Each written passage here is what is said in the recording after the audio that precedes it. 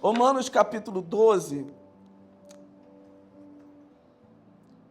verso 1, diz o seguinte: portanto, irmãos, peço pelo amor de Deus, que ofereçam os vossos corpos como sacrifício vivo, santo e agradável a Deus, que é o vosso culto racional.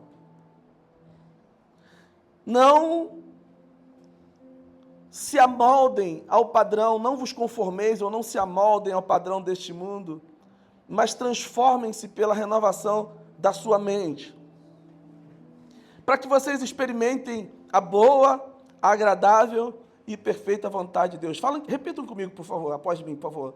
Não se amoldem ao padrão deste mundo, mas transformem-se pela renovação da sua mente, para que vocês experimentem a boa, agradável e perfeita vontade de Deus. Amém. Obrigado por essa manhã, que teu Espírito continue falando conosco, Pai. Em nome de Jesus, amém. Queridos, duas palavras que eu gostaria de compartilhar com vocês nessa manhã. A primeira é metanoia. Fala comigo, metanoia. E a segunda é metamorfose. Fala. Vocês estão fracos, né? Não tomaram café, não? Fala metanoia e metamorfose. São duas palavras importantes dentro dessa linguagem cristã, neotestamentária, que em Paulo vai ter vários significados, ela vai se desdobrar em muitos vieses. Mas, a princípio, eu queria que você entendesse como que uma leitura cristã ela nos faz perceber esse mundo que nos envolve, que nos circunda, essa realidade do mundo. Tem o texto de Gênesis que fala que Deus criou os céus e a terra, povoou o céu, povoou a terra, e tudo que existe, em 6 dias, no 7º dia ele descansou. No 4º dia, ele cria a lua para governar, fala sobre o governo do céu e da terra. No 6º dia, ele cria o homem. E o homem é colocado como esse gestor do planeta. A comunidade planetária é organizada para que seja gestora do mundo, de tudo que existe. Então, se você não acredita no criacionismo, se você... Enfim, o ponto não é criacionismo, não é evolução, o ponto é o meu papel, o meu lugar no mundo. Deus coloca seres humanos no planeta para cuidarem, para serem gestores do planeta. Eu preciso entender qual é o meu lugar no mundo. Ele foi colocado com um propósito definido. Você vai ter domínio sobre isso, você vai ter domínio sobre aquilo outro, você vai ter domínio sobre o planeta, você vai cuidar do jardim, você vai cuidar do sistema. A ecoteologia fala muito sobre isso, sobre uma teologia planetária, uma teologia que se importa com o planeta, que se encontra no planeta, que vê no planeta como um aliado, um parceiro. E essa responsabilidade está sobre nós. De maneira, quando você vê um terremoto acontecendo, ou áreas alagadiças que com as chuvas saem destruindo barracos, a pergunta não é onde está Deus. A pergunta é onde eu estou diante disso. Onde eu estou diante do problema climático? Ou será que isso não me diz respeito? Eu não tenho que pensar nisso? Não, se eu tenho uma conexão com Deus, eu preciso olhar para o planeta como um lugar, como esse grande jardim no qual fomos colocados. Quando eu vejo as enchentes, quando eu vejo as poluições dos rios, dos mares, quando eu vejo o terror que é viver hoje. Estava vendo uma matéria esses dias sobre a Barra da Tijuca, há 40 anos atrás, como que ela era um lugar inviável de se conviver, de se fazer vida, era uma coisa muito da natureza, sem muita presença humana. E foi criando essa coisa desse cara qual é o nome dele mesmo? Lúcio Costa, foi o Lúcio Costa. Como ele olhou para a Barra e viu a Barra como um lugar possível de convivência humana, porque só tinha, a criação estava toda aqui, o humano não tinha espaço, e ele teve uma visão incrível de criar, de viabilizar um espaço para criar, para se viver. E é um pouco disso que eu estou falando. Existe uma geografia que faz parte, que me cabe, e que eu não posso olhar para ela desolado, sou eu e dane-se o resto. Mas, ao mesmo tempo que ele criou uma possibilidade de vida aqui, nós fomos os principais causadores da destruição que é a Barra da Tijuca hoje, ou essa região. Estava vendo também uma matéria sobre a maré, do complexo da maré, há 100 anos atrás, aquilo dali era um paraíso. Mais de 30 praias foram aterradas para criar a Avenida Brasil. A Penha, o mar ia lá na Penha. As pessoas iam de barco para a festa da Penha. E a gente fez coisas maravilhosas, inviabilizou a vida de muita gente. Mas, ao mesmo tempo, a gente inviabilizou muita coisa. Por que eu estou falando isso? Porque em Gênesis 3 fala que esse homem que é colocado no planeta, ele rompe a sua conexão com Deus. E quando a gente perde Deus como referência da nossa vida, as coisas vão desandar. De alguma forma, vai haver uma violência, ou vai atrapalhar uma confusão na nossa visão, esse distanciamento do meu lugar no mundo. Quando eu me distancio de Deus, eu também perco uma clareza sobre o meu lugar no planeta, o meu lugar na existência. E a minha pergunta para você e para mim nessa manhã é: qual é o seu lugar no mundo?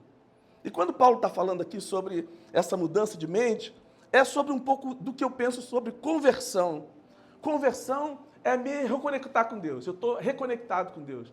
E a partir dessa reconexão com Deus, eu mudo também a minha forma de ver o mundo e as pessoas.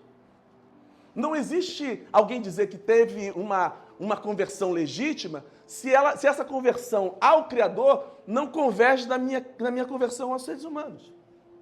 Eu vejo o ser humano de uma forma, mas quando eu encontro com Deus, e esse aí está o sinal de quem conhece a Deus, é o que João fala: quem ama, conhece a Deus. Fala comigo, quem ama, conhece a Deus. Porque esse conhecimento, quando eu conheço Deus, como eu tenho Deus como resgate de referência, a minha relação se horizontaliza na dimensão do amor. Eu passo a ver o ser humano de uma outra forma. O ser humano não vai ser mais seu outro. O planeta não vai ser mais seu outro. Não, eu vou passar a ter uma outra leitura do ser humano. Não significa dizer que quem conhece a Deus ama. Tem muita gente que fala que conhece a Deus e que não ama. Mas o que o João está falando é que se você ama, é um sinal que você conhece a Deus. E tem muita gente que não tem a minha confissão, mas tem amor. Tem muita gente que não fala o evangeliquez, mas ele fala a linguagem do amor. Ele fala a linguagem de Deus. Essa pessoa conhece a Deus. Não é quem conhece a Deus ama. Ah, eu conheço a Deus, então eu amo. Não, eu amo. Por isso eu conheço Deus, porque Deus é amor, por essência. Mas isso só é possível quando há uma mudança de registro. Quando o meu pensamento sobre Deus, sobre o meu lugar no mundo, porque a sensação que eu tenho é que a principal marca da conversão é uma mudança na minha leitura. Eu lia de uma forma. Hoje eu estava conversando com uma pessoa esses dias, e como que a gente está falando, como que a gente passa a ler o mundo a partir de um recorte religioso. E esse recorte religioso pode ser profundamente nocivo. Imagina uma pessoa que faz uma leitura do mundo a partir de um contexto de violência no lar. Ou homem que é homem não chora. Se você é homem, rapaz, engole o choro. Essa é uma visão que se tem do mundo e de família. Essa aí vai se expressar em todas as dimensões da vida. Essa coisa dura, essa coisa que a gente fica mergulhado nesse nosso caracol, a gente fica ali fechado, não me toque porque... Que isso, rapaz? Já viu o jeito que você vai falar com ela? Fala assim, opa, parece que ela se assusta. Como é que tá, irmão? Tudo bem? Opa! E eu conheci um cantor desse aí bem famoso, que ele canta tanto sobre o amor, né? Tanto sobre o amor, eu falei... E o meu sonho era conhecê-lo. Eu fui... encontramos numa reunião, e eu falei, pô, que legal, cara, você é muito amado. Ele, que isso, rapaz? Pô, lá ele. Lá ele. Eu olhei pra cara dele, lá ele.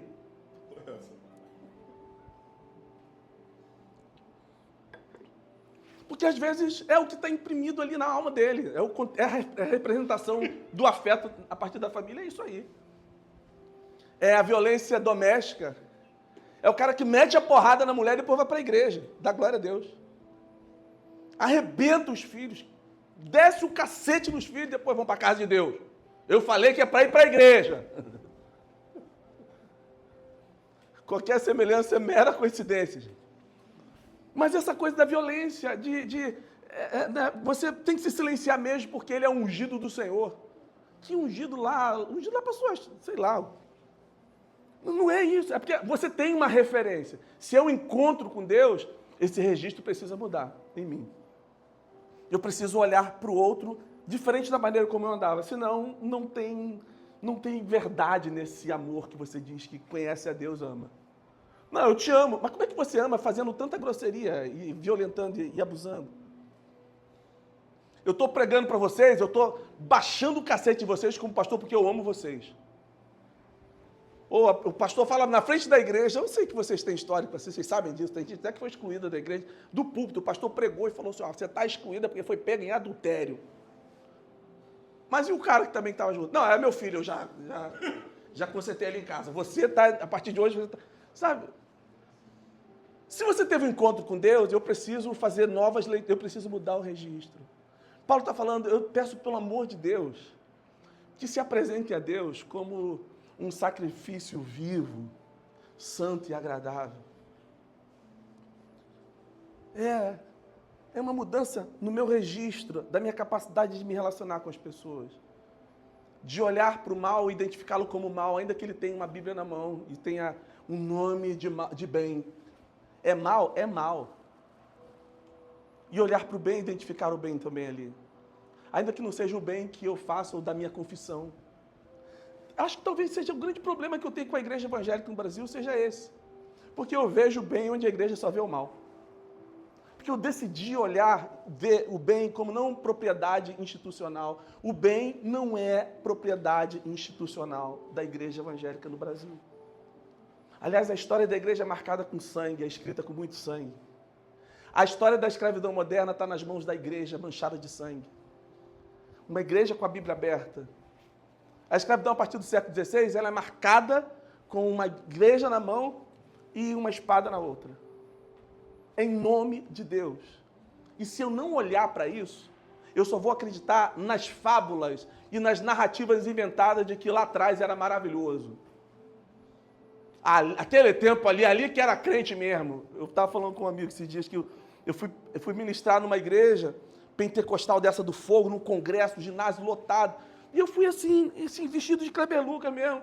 E o pastor falou, presidente que estava lá, o orador da noite, pegou o microfone, na hora que eu terminei de cantar, ele falou assim, pastor Kleber Lucas, tem uma unção de Deus sobre a tua vida maravilhosa, poderosa. Aí a igreja, aí o pessoal, louvado seja Deus. Eu nem conseguia me ouvir, eu estava tão cheio de poder, que ele falava assim, E o pessoal, glória a Deus, você é ungido, você tem poder de Deus na tua vida. Mas eu preciso te dizer uma coisa. Eu falei, sabia, cara?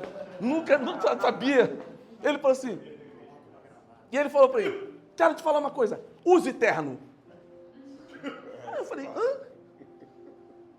Porque você está vestido com essa roupa, mas com terno você estará revestido. E ele fez o sermão dele todinho em cima de mim. Da estética. Eu estava usando cavalo, não estava usando o que ele queria, entendeu? Eu estava usando umas coisas que ele... Porque para ele era essa coisa exterior, era esse estereótipo. Ele lê o sagrado a partir dessa perspectiva. Ele lê o sagrado a partir de uma performance daquilo que foi trazido de casa. E a gente vai repetir esses modelos. E eu vou dizer uma coisa, querido. Lealdade familiar a esses modelos é uma coisa muito difícil de romper. É muito difícil você romper. Parece uma coisa simples que eu estou falando, a mudança do registro, mas é muito complicado você mudar um registro. É verdade. Por isso que a gente fala que só é possível isso a partir de um encontro com Deus. Porque se isso não for verdade, eu vou continuar me relacionando com as pessoas e com o mundo da mesma maneira, com a mesma lógica que eu sempre me relacionei. E eu preciso aprender a chamar o mal de mal e o bem de bem. E eu já falei para vocês que não é sobre direita e esquerda, porque os crentes agora decidiram que o mal tá na esquerda e eles estão tudo de direita. E Deus é de direita. Eu não estou falando disso. Isso é uma grande ignorância e esparrela do nosso tempo. Eu estou falando de você ver o bem, identificar o bem, chamar o bem de bem.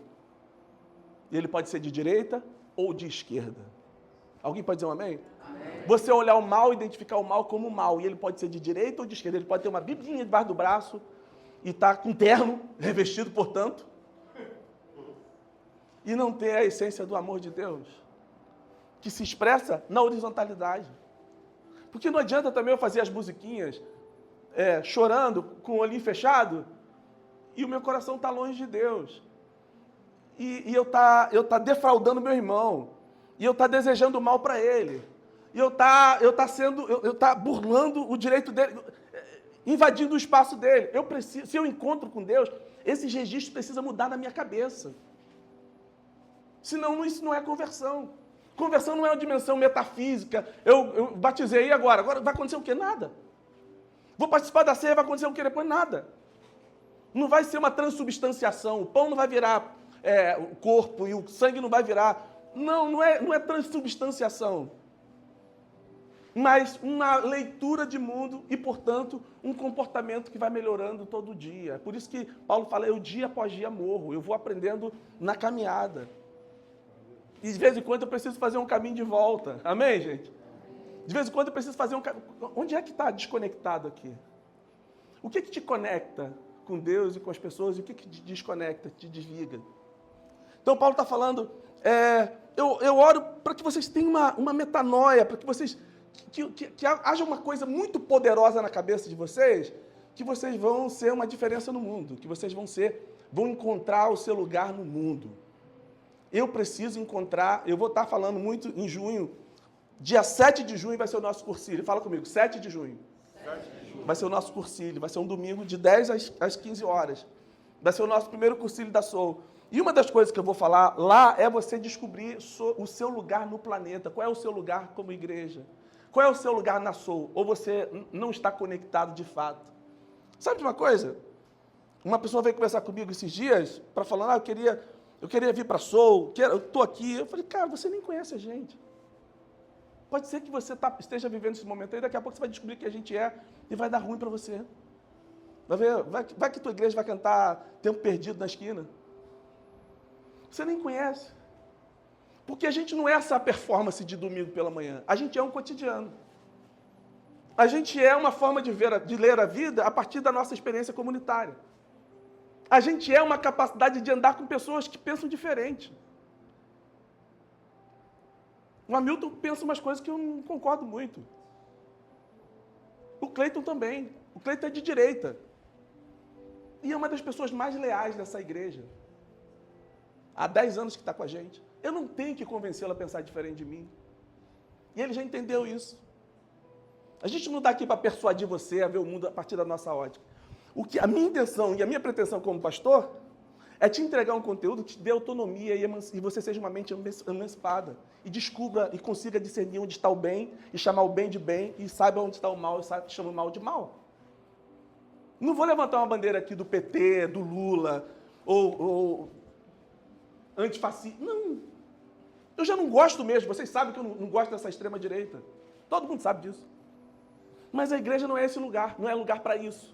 Eu entendo, eu aprendo a respeitar pessoas que sabem, que pensam com equilíbrio as suas perspectivas e tem que ser respeitada, senhoras e senhores. Alguém pode dizer um amém nessa casa aqui? Eu estou falando com as paredes.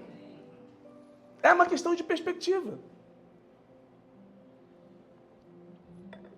E quanto mais perto de Deus eu estou, mais capacidade eu preciso de ter, de dialogar e de saber, olha, a gente consegue ir até aqui. Mas não vem me falando de algumas coisinhas, não vem achando que a bandeirinha do Brasil é só sua, não, porque não é só sua, não, tá? Porque o Brasil está fragmentado, dividido, assim, de quem é de direita, quem é de esquerda. Que inferno que se tornou a vida nesse país. Se não fosse pelos meus filhos, pela minha família e pela Soul, eu ia embora do Brasil. Mas há muito tempo eu já teria ido embora. Em algum país da África, maravilhoso. Eu vou lá semana que vem, hein? Trata de me amar essa semana, senão eu não volto, não. Porque virou uma coisa inóspita. E a igreja, ela chancelou muito isso. Isso nasce da igreja. Eu fui numa igreja na Escócia que você entrava na igreja de um grande pregador avivalista do século XVII, que você tinha ali, ó, banco tal da família tal, banco tal da família tal. Os pretos ficam do lado de fora. Quem ensinou esse ódio aí, querido, não foi o capitalismo nem o comunismo, não. Foi a igreja. A igreja sabe, ela pode ser uma mesa para todo mundo, mas ela pode ser uma mesa sectária, onde só senta igual. Eu estou longe, eu estou metendo o pé fora desse lugar de César Lattes que fala, todos admirando o belo, eis aí o feio.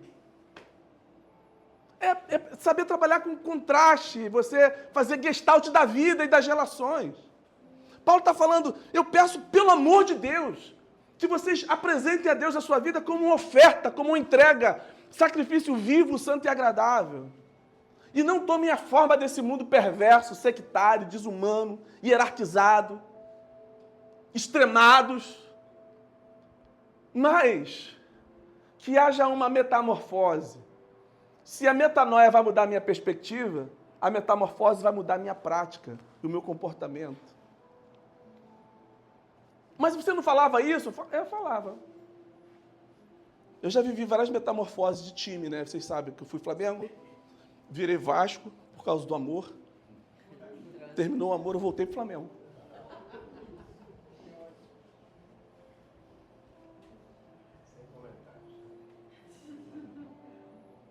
Agora estou no limbo. Ai, que coisa horrível. Mas as formas precisam se mudar, eu preciso ter essa maleabilidade, eu preciso saber conviver com pessoas. A sua não é uma igreja inclusiva, não, querida. A sua é uma igreja inclusiva, progressista? Não, a sua é só a igreja. Que tem casais homoafetivos que são membros da nossa igreja. Não concordo com isso, então o teu lugar não é aqui. Não tem problema. Tem várias igrejas aqui na esquina que pode ser seu lugar. Mas aqui é um lugar que a gente aprende a conviver com pessoas com relações homoafetivas. Ah, mas eu gosto de quase tudo, mas isso aí virou bagunça. Ok, então segue seu caminho, que a gente vai ficar aqui no mesmo lugar. A gente aprendeu a dar conta de conviver com pessoas a partir, inclusive, das nossas relações familiares. E é muito bom a gente estar nesse lugar e não ter que levantar uma bandeirinha de direita, uma bandeirinha de esquerda. Ah, mas você é do PT. Eu me filiei. Você tem que ser? Não, você pode ser até do PL. E a gente conviver juntos, e se dá bem. Alguém pode dizer um amém? Isso é uma forma de ver o mundo, é uma transformação que acontece na cabeça. Isso parte de uma leitura que eu tenho do mundo e saber conviver. Fala comigo, saber conviver. E ele fala, quando eu tenho essa capacidade de me transformar, ou você está fechado, você é obra completa. Eu não sou obra completa, eu estou uma obra em construção. Eu estou mudando todo dia. Eu estou aprendendo todo dia. E eu quero ser essa pessoa que vai aprender até o último dia da vida. Eu quero aprender todo dia. Eu quero ter um coração ensinável. O que fazia de Davi um diferencial para Deus era um coração, um homem segundo o meu coração. Essa capacidade de ter um equilíbrio, de você ter a sua perspectiva, mas você ter uma capacidade de ouvir, gente, de escuta. A pessoa vai estar falando, mas eu acredito nos meus orixás, eu acredito no jogo. Você só tem escuta. Guarda a tua certeza para você. A fé que tens, tenha para ti mesmo, é o que Paulo fala. Você não foi chamado para convencer ninguém. Quem convence o que precisa ser convencido e transforma o que precisa ser transformado é o Espírito Santo. É Ele que convence. Você não foi chamado para convencer ninguém. Você foi chamado para ser testemunha. Você não foi chamado para ser juiz. Você foi chamado para ser testemunha, dar testemunho do amor de Deus. E por conta disso, você sabe sentar com todo mundo. Eu vejo os crentes falando, você vive cercado de macumbeiro. Não, ódio dos crentes, cara. Caraca, quando eles falam isso. Você vive sentado com macumbeiro? Sai logo do armário gospel. Você não é crente, não.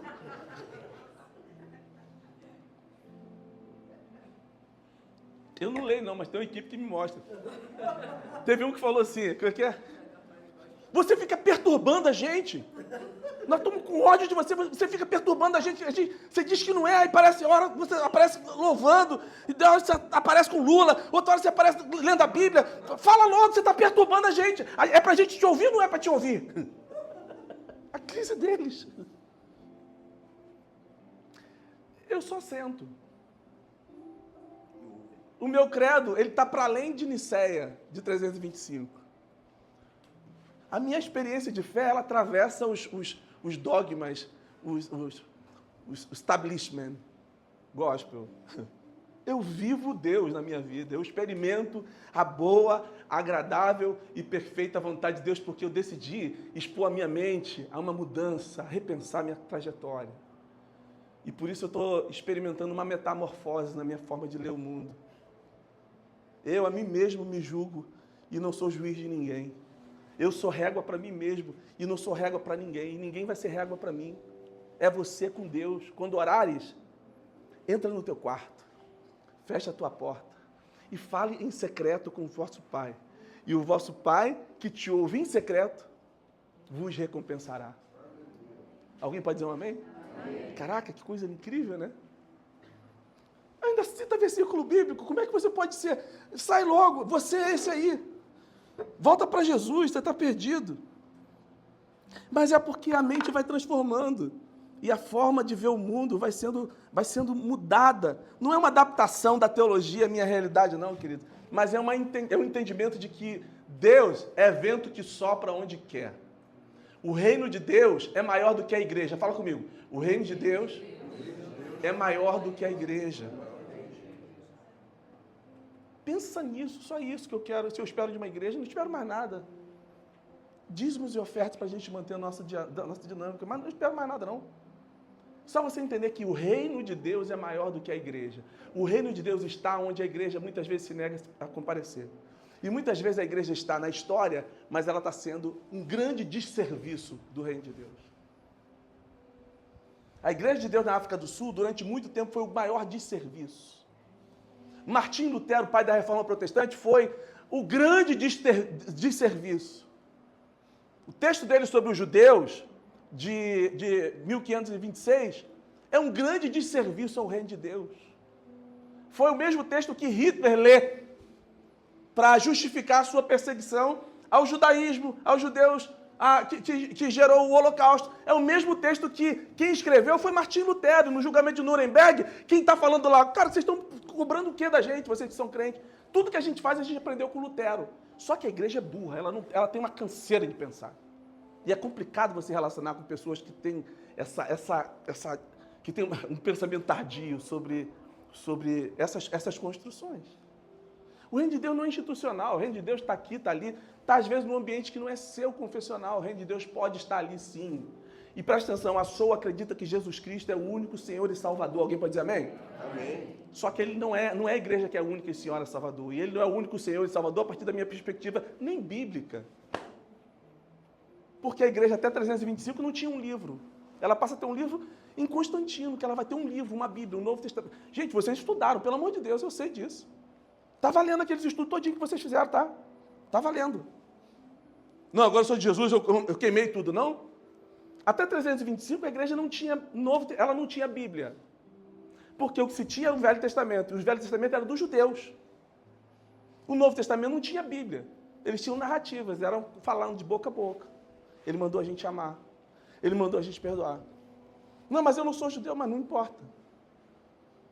Ele falou que os seus podem não estar nesse rebanho aqui, podem estar em outro lugar. O nosso papel é amar e cuidar do outro. Isso é mudança de perspectiva. Não, mas eu sou o eleito. Não, querido. Eleito, que ódio que eu tenho disso. Não, você é mais um entre os iguais. Você não anda por aí como um eleito porque eu sou um ungido de Deus. Não é isso. Não é isso. Não é. É a capacidade de encontrar Deus, de se reconhecer no outro. A alteridade. E se tem uma coisa, e um movimento, e uma instituição que foi mais sectária na história da humanidade, chama-se igreja. Porque ela diz assim, nós temos a mensagem da salvação, e vocês estão todos perdidos. Nós temos a bênção de Deus, inclusive para subjugar vocês, porque vocês são irracionais. Nós vamos levar a cultura, nós vamos levar a verdade para vocês, reconhecereis a verdade, a verdade vos. Mas a metamorfose, ela me leva do lado, não sobre o meu irmão, não abaixo dele, mas do lado dizendo, nós somos uma família de Deus. Dá para a gente andar junto assim. Isso parece o óbvio ululante, querido, mas é a necessidade do nosso tempo hoje. A partir das nossas casas, das nossas relações humanas. Eu quero experimentar a partir da minha visão de mundo. Eu não estou no mundo só para viver aí um bando, não. Existe algo de Deus, o teu talento, o dom que Deus te deu, os dons que Deus te deu, é para servir a humanidade. Alguém pode dizer amém? Amém. A sua vida vai ser plena quando você descobrir os seus dons. Você sabe quais são os seus dons?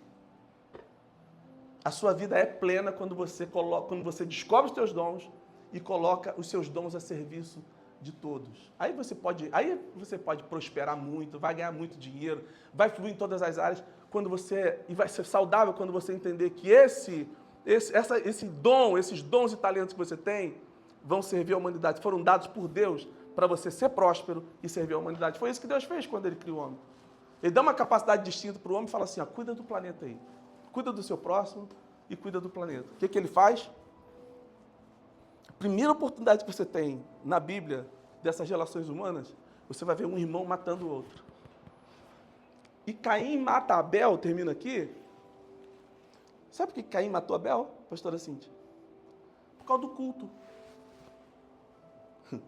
Não foi por causa do talento, não foi por causa do serviço. Não foi por causa da visão de mundo. Matou por causa do culto.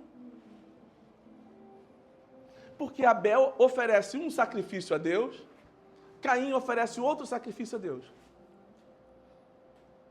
Caim fica bravo porque Deus gostou do sacrifício de Abel. Como ele não podia matar Deus, ele mata o irmão.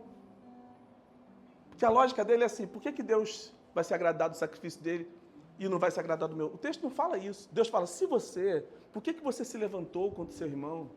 Se você proceder bem, não é certo que será aceito. Isso nos faz entender que até mesmo na hora do culto eu posso ser uma pessoa perversa. E está cheio de motivações erradas.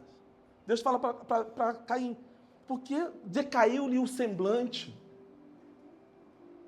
Porque é isso, são as relações em que os semblantes estão decaídos. Sabe o que eu estou falando? Quando você percebe que a pessoa está com uma motivação errada e você percebe, cara, como é que você muda isso, gente?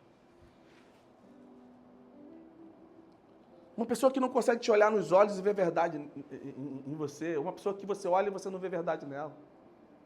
Um semblante decaído.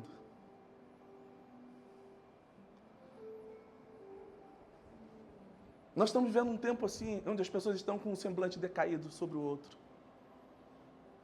Eu tenho um amigo de 25 anos que ele não olha mais para mim. Porque eu sou de esquerda. Cara, a filha dele morou na minha casa.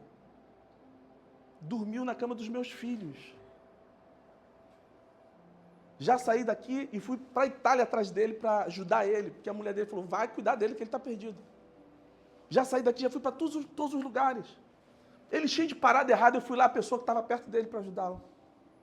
Mas o dia que ele falou que o meu candidato não era o Bolsonaro, era o Lula, o semblante dele decaiu, ele não fala mais comigo, ele não me olha mais, ele não tem coragem de me olhar nos olhos. Deus fala para Abel, por que você está com um olhar, com um semblante caído, Abel? Se você proceder bem, se você mudar o teu coração e a sua perspectiva, não é certo que você será aceito. É isso que eu estou falando sobre metanoia. É uma capacidade de tirar esse semblante caído e olhar o teu irmão como um igual, como aquele que está do teu lado. Ah, mas ele é cheio de ódio. Cara, tenta mudar isso nele. Se você não conseguir, vai vivendo. Porque o que o outro pensa sobre você não é problema teu. Paulo fala, esse mesmo capítulo aí que a gente leu de Romanos 12, não vencer, não... O que ele fala? E não venceis o mal com o mal, mas vencei o mal com o bem. Mais ou menos assim que ele fala no capítulo 12. Você vence o mal com o bem. Não, mas comigo é assim, deu porrada, leva porrada. Às vezes dá vontade de fazer isso, né? Sabe que a pessoa falou assim, sobre atirar a segunda pedra, né? Dar a segunda face, a outra face. Que o cara era fortão, ele era lutador de jiu-jitsu, mas ele se converteu. E o irmão falou para ele, olha, você tem que dar a segunda face, você é muito violento, tem que aprender a dar a segunda face. Ele falou, tá bom. Aí encontrou com um rival dele lá e o rival chegou para ele, você é crente agora? Ele falou, sou. Aí ele falou assim, então tá, pum, deu um tapa, deu um socão no rosto dele, ele falou assim, dá no outro agora. Aí ele foi e deu no outro, falou assim, então, arrebentou o cara todinho, falou, dá e dá-se-vos-á, também está na Bíblia. Porque a Bíblia falou para ele entregar a segunda face, aí ele deu um soco. Ele falou assim, a Bíblia também mandou dar e dá-se-vos-á, então quebrou o cara todo, sabe? A gente precisa mudar a nossa perspectiva, mudar, viver não raivosos. As pessoas estão andando raivosas, com ódio. Elas não te conhecem, elas dão um oi para você, mas elas querem saber se você é de direita ou de esquerda. Deixa eu ver aqui. Se tiver bandeirinha verde e amarela, é inimigo. Andam raivosas nas relações. Às vezes elas falam de mim assim, eu vejo. É porque eu não vejo tudo, isso eu falei para vocês. Porque em nome da minha sanidade. Mas eu vejo elas escrevendo como se elas estivessem me vendo e falando comigo na minha cara. Assim. Eu falo, o que é isso, gente? Eu sou esse homem preto, essa cara preta, 40 anos aí infernizando vocês. Não sou mais nada. Mas quando eu comecei, em 88, lá em Goiânia, isso não era diferente, não. Você está pensando que vai ser o quê, neguinho? Eu falei, nada, eu sou vendedor de pizza ali na porta da igreja. Eu vendo bolinho na porta da igreja. Bandeja, pizza, bolinho, quibe, eu fazia e vendia na porta da igreja. Eu não sou ninguém. Mas você está achando que vai ser o quê? Que vai, sua música aí está cantando? Você está achando que vai ser o quê, neguinho? Na igreja, não foi no mundo, não foi no barzinho do Arlindo. Foi dentro da igreja. Você está pensando que você é o quê, neguinho? Você não está achando que você vai cantar aqui na igreja? Eu falei, não, eu quero vender meu quibe. Mas por alguma razão, Deus tinha outros planos sobre mim. E toda vez que eu cantava, aquilo incomodava a gente, porque as pessoas se incomodam de quem entendeu o propósito e vive a sua vida de cabeça erguida. E coloca a sua vida à disposição do reino dele. Viver para a gente sempre foi uma luta grande. Mas eu não dependo da opinião das pessoas para seguir a minha vida. Esse talvez seja um grande problema do nosso tempo. É porque as pessoas dependem da opinião do outro. O que fulano está falando de fulano? Jesus falou assim, o que as pessoas estão falando de mim lá? Os apóstolos falaram, uns estão dizendo que você é Elias, outros Jeremias, ou João Batista, ou alguns dos profetas. Jesus falou assim, beleza, e vocês? E vocês? Pensam a mesma coisa? E Pedro fala, tu és o Cristo, o Filho de Deus vivo. Uma perspectiva de reino de Deus é olhar para o reino de Deus da perspectiva de Jesus. Então eu termino chamando você a viver essa mudança na sua visão de trabalho, de mundo, relacional, e ter essa maleabilidade para se transformar, para virar essa metamorfose. Eu termino lembrando das palavras do grande profeta da cultura, dizendo, eu prefiro ser essa metamorfose ambulante que obter aquela velha opinião formada sobre tudo. Fala comigo esse versículo. Eu prefiro ter essa metamorfose ambulante do que obter aquela opinião formada sobre tudo. Tá bom. A diaconisa está falando, essa pode ser a nossa próxima do mundo. Eu prefiro ser essa metamorfose ambulante que está mudando de vida. É difícil ir lá onde eu fui criado, porque parece que as pessoas continuam no mesmo lugar, fazendo as mesmas coisas, pensando da mesma forma. Uma pessoa falou para mim assim, lá na rede, falou assim, você é meu amigo, eu conheço você, volta para Jesus, sai desse caminho do mal. Eu falei, caramba, eu vi essa pessoa a última vez, eu estava com 17 anos. Ele fala, eu te conheço, você é meu amigo. Sendo que a última vez que eu ouvi eu estava com 17 anos, hoje estou aí com 40 e poucos. É porque as pessoas elas costumam a encaixotar e fazer um recorte e colocar Deus dentro de uma caixinha da religião. Deus não cabe dentro de caixa de nenhuma religião, queridos. Deus é maior do que a minha visão dele. Deus é maior do que a visão da igreja. Deus é maior do que a teologia. Deus é maior do que os credos, os concílios, os cursílios. Deus é maior do que tudo na vida. Profetiza a vitória. Você vai conseguir. Aleluia. Feche teus olhos. Pai, obrigado por essa manhã, Senhor. Obrigado pelo Teu Espírito Santo que se move, Senhor, que nos coloca na história, Senhor, como agentes de transformação. Nós queremos ser esse lugar da Tua presença, onde o Teu rio corre, onde a Tua vida flui, Senhor, onde o Teu amor extravasa para outros. Ó Deus, e ama sem fronteira, e se doa e serve sem reserva, Senhor. Nós queremos ser instrumentos nas Tuas mãos. Obrigado por cada irmão e irmã presente nessa manhã, nessa comunidade, Senhor. Obrigado pelo Teu Espírito que se move em nós. Senhor, levanta no nosso meio irmãos comprometidos com esse lugar, com a visão que o Senhor tem nos dado aqui, Senhor. Que vão servir a comunidade, que vão servir ao próximo, Senhor. Que vai manifestar o Teu reino na verdade, sem semblantes caídos, mas com o coração inteiro, íntegro, no teu reino e no espaço de pertencimento. Usa os dons e talentos de cada um dos teus filhos aqui nessa manhã para serem espalhados pelo mundo como servos de Deus, que serão vistos e reconhecidos. Nisso conhecereis que sois meus discípulos, se tiverdes amor. E que esse amor seja fruto de uma metanoia, numa mudança de mente, Senhor, e uma transformação de vida. Mudança de mente, transformação de vida. Uma metanoia que vai promover uma metamorfose da nossa vida, no nosso viver, no nosso existir. Vamos dizer todos os dias, para mim, o viver é Cristo. Ó Deus, faça isso em cada um dos teus filhos. Nós te agradecemos em nome de Jesus. Alguém pode dizer um amém bem forte aí? Amém. Glória a Deus, queridos. Antes de nós terminarmos, eu queria te dar a oportunidade de trazer as suas ofertas.